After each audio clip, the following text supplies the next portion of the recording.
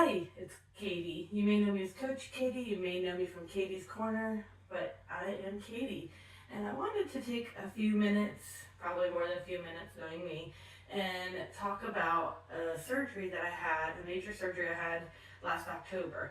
When I was trying to research this, I was not finding a lot of information. I found the basic things that the surgeons tell you, but I couldn't find just personal experience. So I thought I would take some time and tell you about it. Last October I had an ACDF surgery.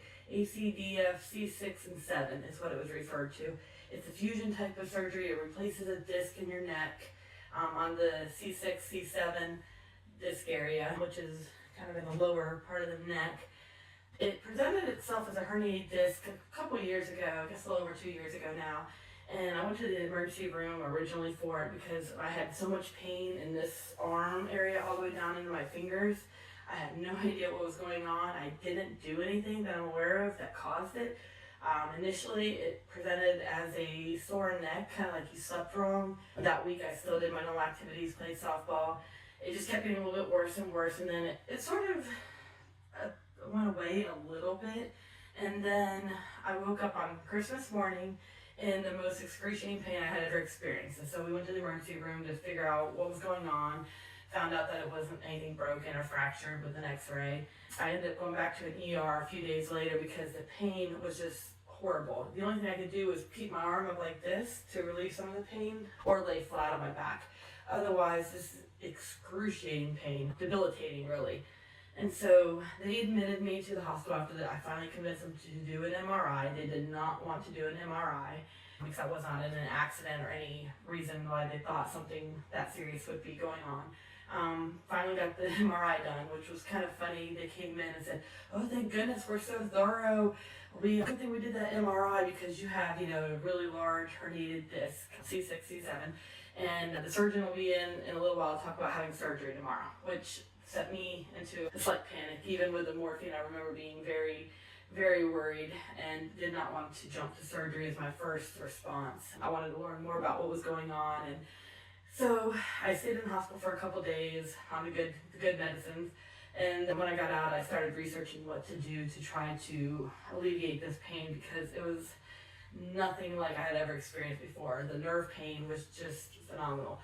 So over the course of the next year and a half, I did, acupuncture, acupressure, massage therapy, ultrasound therapy, dry needling, lots of physical therapy. What else did I do? There's so many things. I tried traction. Traction was great. Traction was the only thing that gave me any kind of relief when they would put me in the machine at the physical therapist where it would pull my head and my body, apart. That would give me a little bit of relief, maybe for 12 hours, if that. Usually it was like the next day before it really kicked in. But at least it gave me some sign that there was light at the end of the tunnel because I would just cry to my husband, like, what if this is my life forevermore? I was too afraid to do anything to make the pain worse because I was living on pain meds, and that is not so. I barely take ibuprofen, so having to take oxycodone and hydrocodone and meloxicam and gabapentin, and I don't know if there was anything else in there, but it was awful. So the traction helped. I did get this little contraption where you just blow it up. And I don't know that it ever really helped, but I just tried to do it even when the pain would subside. I would try to do it regularly. I felt like it may have helped a tiny bit. I also tried this little contraption where you lay on it and it extends your neck. And so I don't know that it helped, but I'm just telling you all the different things that I tried. Let's see, what else? There were so many things. I just did all the things I possibly could to try to alleviate this pain, and I ended up doing cervical steroid injections in my neck, which that is the only relief I would receive. Thankfully, the first one did, well, actually it's the second one. They did one in the hospital, but they actually made other fingers hurt, so I think they hit the wrong spot.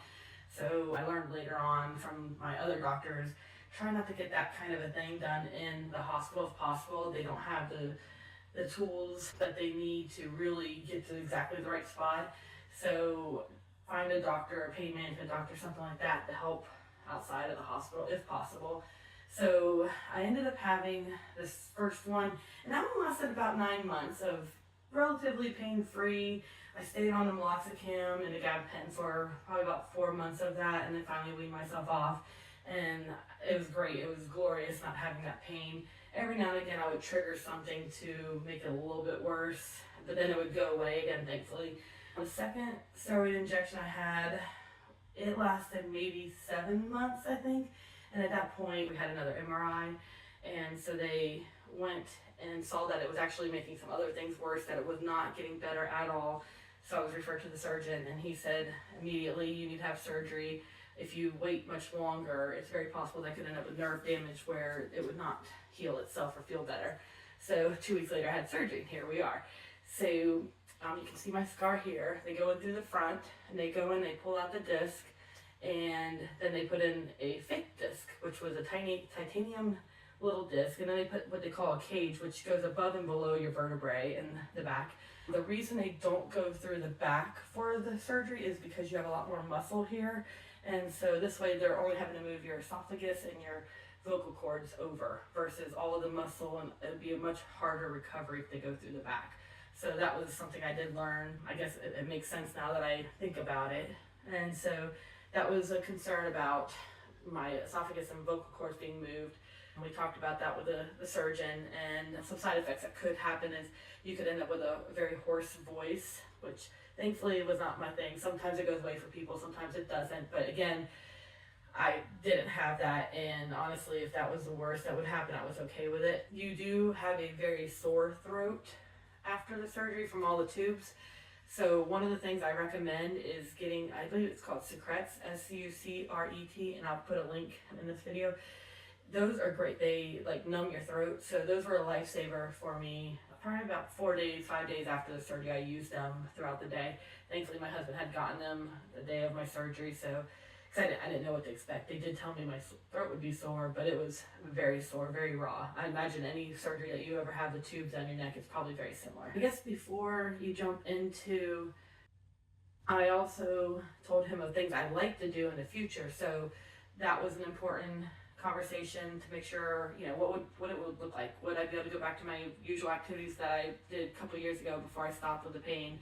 One of the examples I asked about was whitewater rafting. I don't do it very often, but I have done it a couple times, a couple of years. I love it. It's a lot of fun. So I was wondering if that was something that was going to be off the table permanently, and thankfully it was not. Actually, really, he said I can go back to all of my normal activities. He did say that maybe like martial arts might not be the best thing anymore because your head gets hit back possibly, but it wasn't necessarily totally off the table, just not recommended. Otherwise, he was very much like, you should go back to normal life. I could lose up to 10% of movement in my neck, up and down and the side. However, I was not moving very much with the pain anyway, especially having to keep my hand like this. So I figured that would be a very minor issue. So again, ask the doctor all the questions. Don't be shy with them. This is a very serious surgery. It's on your spine. So, I asked him what's the worst case scenario, and he's like, death and paralysis. I'm like, well, yes, of course. I guess that is obviously the worst. But thankfully, he has never had a patient have that. So he actually went over his numbers with me with like, a couple of his patients had infections, and then a couple of them he had to go back in and they had a blood bleed, I guess. And so, but it was such a small percentage, and the fact that he even shared the information, went over his numbers, went over some studies, because I also asked about the disc.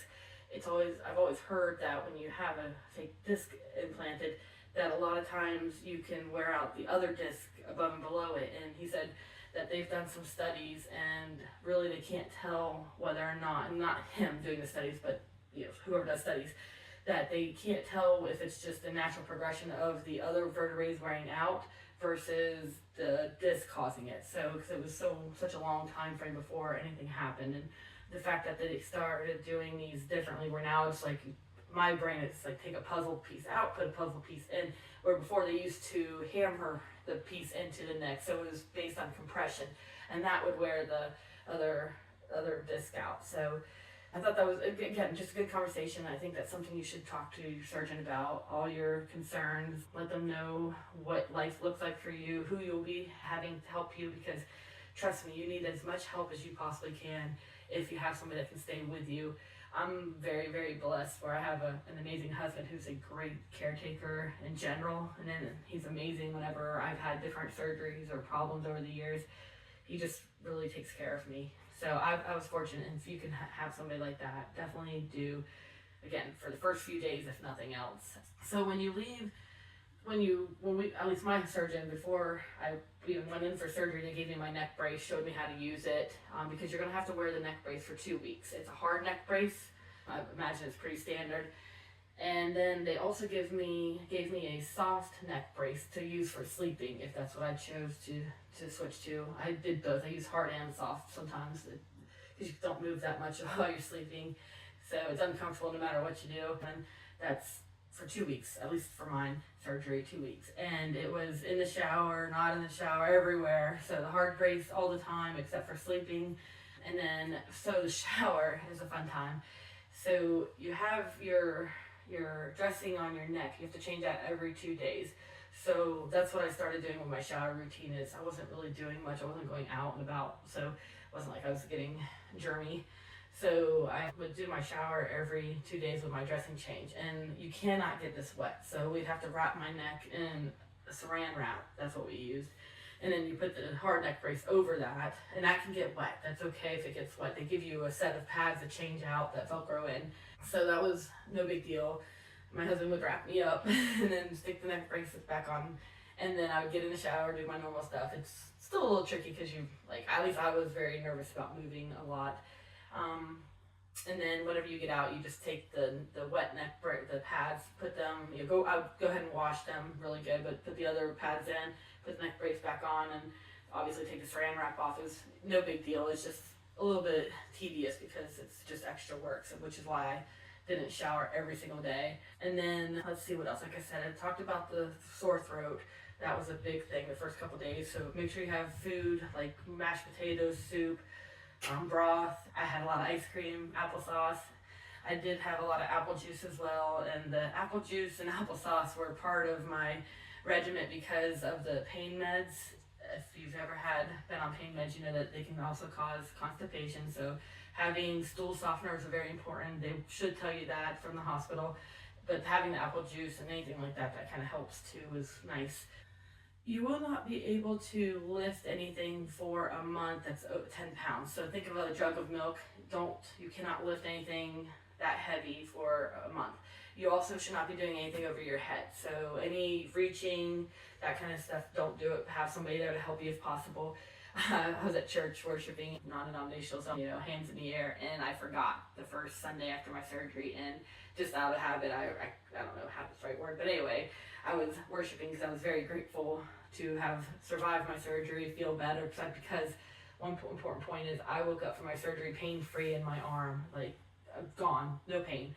So that was a miracle to me. I know surgeon, praise God, God brought me the best surgeon. And so anyway, I had my hand above before I realized it. And so I was pretty ouchy the next day or two, kind of, I guess, put pressure back on the nerve. And so I had some pain issues. So nothing above your head.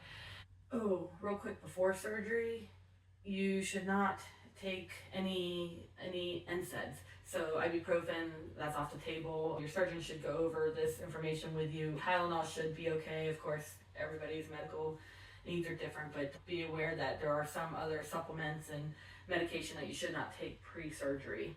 And then after surgery, same thing, no NSAIDs for a while. And then you can ask your doctor specifically about your medications that you take or supplements. Remember the supplements because some of those can have effects too with different things. So be sure to ask your doctor about that. To jump back about the eating, having the soft foods and then just eating in general, I could not bite well with the neck brace. I just didn't feel like I could open my mouth very well. So like eating an apple, taking a big bite of an apple, that was difficult. So my husband would cut it up in pieces for me. Any fruit like that, sandwiches, I really didn't eat sandwiches for at least probably the whole time I had the neck brace on. It was just a little difficult. And then having a towel, just a bath towel, whatever kind, kitchen towel, put it over your neck brace between your kid, tuck it in, because not only can you not bite really well, you can't like lean forward to take a bite of something as well as you normally, like soup, you can't even like lean forward well because you have this neck brace on, and plus the first few days you just hurt. And so having that towel was really important. It kept my neck brace clean. I know it seems silly, but that's something that I learned really quickly.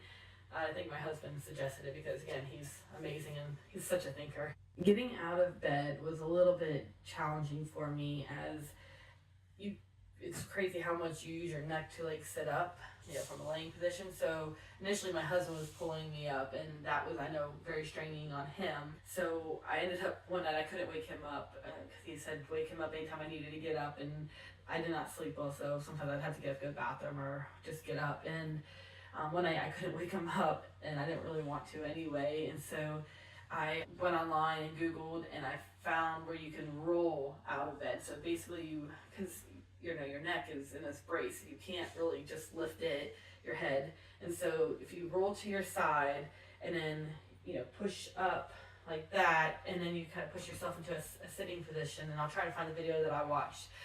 That made all the difference. I wish I had saw it beforehand, which is why I'm doing this video, is so that maybe you'll see some of these things before you need them. And, I'm not necessarily saying practice it, because it wasn't very difficult, but it made it where I became independent again on some things, and that was really important. I also have a weighted blanket. It's a 20-pound weighted blanket, which is more than what I'm allowed to lift.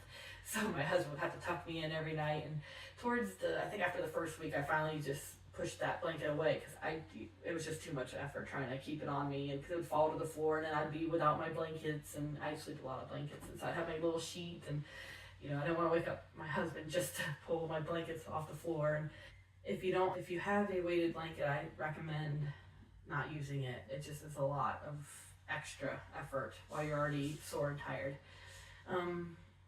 When I did come home from the hospital, which you do go home the same day, at least with mine, it was a level 1, like I said, C6-7 level 1, which means just one disc. I came home the same day, had surgery that morning, came home probably by dinner time that night. I felt like the next day, I was hit by a truck, my whole upper body, my shoulders, my neck, but it wasn't the disc issue neck part of my neck, it was just my neck. Everything just hurt. I felt like a train ran me over. And they called me a couple days after my surgery to see how I was doing, and I told them that, and they said that they had to push my shoulders down, I guess a lot, to be able to get x-rays, I guess, of maybe where the disc was. And they're like, that's probably why you're so sore. And like I said, it was a horrible sore, but nothing compared to what I had pre-surgery with all the nerve pain. And then the other issue I had, and it's always a possible complication, is my hand started hurting, and it was my right hand, so nothing to do with my nerve issue, because I was only my left side. Where they put the IV in, which is right here, I still have a spot, my wrist started to swell, and I had like a lump, and it hurt. It was just pain. I don't know how to describe it. Aching, I guess, just an aching pain. And then I noticed that it moved. That lump kind of moved a little bit, and I was like, what is happening here? And so I guess I texted the doctor, and they said that take some ibuprofen and put some heat on it. Yeah, they said put heat on it and ibuprofen, and that would maybe help it. And if it didn't get better in another day or two, to go to the ER, just make sure it's not anything serious. So I waited a couple days, and it really wasn't getting better. It would just move around. It hurt. Was not debilitating or anything, but it hurt. And so I went because I was worried about clots, and it was what they call a superficial blood clot, which is it's in your vein near the skin. I guess it's not a deep vein blood clot, and so they weren't worried about it, but I did have to start taking ibuprofen, which was on the no list, but I guess this is more serious. So I took ibuprofen, and I did a lot of heat and then elevated it, so I just tried to keep it up places, and it eventually went away. It took probably about a month or so, I guess, before that knot went away, and it doesn't seem to bother me anymore. It's been, I guess we're going on almost 4 months now. I did have the occasional pain in my arm again, but it felt more like a muscular issue. So I think maybe my muscle where the nerve used to hurt so much. So I think it was just my muscle was just still angry once in a while. And that lasted just a few hours at a time, but every time it'd come back, I would start to worry again because I lived with that pain for so long, and every time it would start to slowly come back, that's how it felt. But it never became full pain. So again, going on 4 months, I guess. And just praise God, it seems to be gone, because they said it could take up to a year, 14, 16 months before the nerve completely heals itself. And so I'm very grateful that it's not that bad, which again is why the surgeon said to have surgery sooner versus later. So that we wouldn't have permanent damage. Something about sleeping I wanted to share is getting a cervical pillow, which looks like this. It has an indent for your head, your neck goes here. They actually have little spots. Mine has spots on the side where you can put your arms. This made a really big difference. I got it probably my 3rd day after surgery, so my neck brace fit there perfectly. It really made all the difference, because the other pillow just wasn't enough support, and I don't know, it wasn't the right height. It just wasn't comfortable, my normal pillow. And so having this really made a difference. And then you can also turn it this side, which is called like the roll side, so you can put your head there too. I used this side more after I got rid of the neck brace. I used this for, I don't know, probably a month and a half after my surgery. I haven't used it lately just because it's not as comfortable as my other pillow now that I'm, I guess healed. But having this, it kind of puts you further away from the wall, the top of the bed. So having a little stool or a table or a desk, something next to the bed, a little bit further down, like my nightstand is up against the wall, so it was too far for me to reach while I was laying down. So like putting my phone there or a drink or something like that, it was hard to reach it. So having a table or a chair a little bit closer to where you are, it was good, because I just put my phone down without having to reach around anywhere. And then also sometimes it helped me get out of bed too. Once I was up, it gave me something to be sturdy. So that was nice. My husband thought of that as well. Go figure. Some people will sleep sitting up in the bed. I did that the first night. It was not great. For me, once I got the cervical pillow, really sleeping sitting up or on a couch was not that comfortable to me. But some people do. I mentioned earlier about the neck brace. You can switch to the soft brace or the hard brace. I did both. As I healed up, the soft brace became more comfortable, but the first week I used off and on the hard brace, just because I felt like I was more secure. I was so worried about something going wrong, and the hard neck brace is what I kept most of the time, until about I don't know, 5-7 days in, and then I started using the soft brace for sleeping at that point. Something that nobody told me about, and I did not read anywhere, is how dry my mouth would be while I was sleeping. I guess I'm not a back sleeper usually, so I don't know if I was snoring or breathing through my mouth or what, and maybe with my throat being sore, I wasn't swallowing through the night. I don't know, but I would wake up in the middle of the night or in the morning and my tongue would feel like death. It just was so dry. It hurt, like it physically hurt my whole mouth because it was so dry. And so having cough drops nearby, that really helped. And then if I got up all night, I would try to make sure I drank some water or something to make sure that I was trying to stay hydrated. But having some just regular cough drops, not the secrets necessarily for this problem, but having them like first thing in the morning made a difference, because oh my gosh, I just dreaded how dry my mouth would be. So that was something that was a surprise to me that I did not read anywhere and nobody told me about. Another really important thing to keep in mind is, again, you're going to be very limited to exercise. Like I mentioned, nothing above the head, nothing more than 10 pounds. You're not going to want to bend over a lot. It's uncomfortable. So walking, your doctor should tell you this, but you should be walking once or twice every hour. So I would set an alarm for about every 30 to 45 minutes and get up and go walk. You start off with just around the living room to get make sure you're stable and everything, not get hurt. Just to start small, 5 minutes maybe, and then 5 to 7 minutes. And so my husband would go with me because I'm very clumsy in general, so he was afraid I was going to fall. Plus, you can't look down I couldn't look down as easily, at least not the first week, because I was so worried about messing up my neck. So, he would help me walk around. I'd hold his arm and we'd go 5 to 7 minutes, and you add on as you can. So 10, 15 minutes, 20 minutes. I probably only did 15-20 minutes at max for the most part, at least the first 10 days or so, but you can start doing as much as you feel capable. But again, it's once or twice an hour. They say that helps with healing, I guess, because maybe blood flow circulation. I don't know all the medical reasons, but they said it's really important. They even put on my paper in huge letters, do not be a couch potato. So that was good. Now, honestly, I think it probably kept me from putting on too much weight, because I was up and moving actually more than I do on my normal life. So that's something important to keep in mind. I did not drive while I had the neck brace. They told me that I could probably drive when I felt comfortable doing so. I could not turn my neck like this, and I definitely couldn't turn it fast, so I did not drive. Again, I was very blessed. I have my husband here. My mom took me to one of my doctor appointments in town, but I did not drive. I was not comfortable driving. I couldn't see. So I waited till I got my neck brace off, and I probably waited another week or so because I could not turn my neck. Still, it was very hard to do that. It was just stiff from not moving, and I definitely couldn't turn it fast. Like it would hurt. So if I ever had a jolt, it would hurt. So keep that in mind that you may not want to drive. I know people can and do it, but just know that you're going to be limited in the range of motion, and honestly it hurt when I would turn my neck for even about 2 weeks after getting my neck brace off, probably from not using all the muscles because my head was so heavy. I guess my neck was actually getting tired after the neck brace was off. So keep that in mind because that could limit you on what you're used to doing, or you might need to arrange different transportation for the family. The usual after any kind of procedure, watch for any infection, the normal signs, fever or extra pain, things like that. That's just a typical thing to watch for. Like I mentioned about my superficial blood clots, which I didn't even know was a thing until this happened. That's just important to monitor and let the doctor know if you experience anything unusual. Some things for after the surgery, like after you've taken the neck brace off, more in your recovery time. No chiropractor. My doctor said do not go to the chiropractor.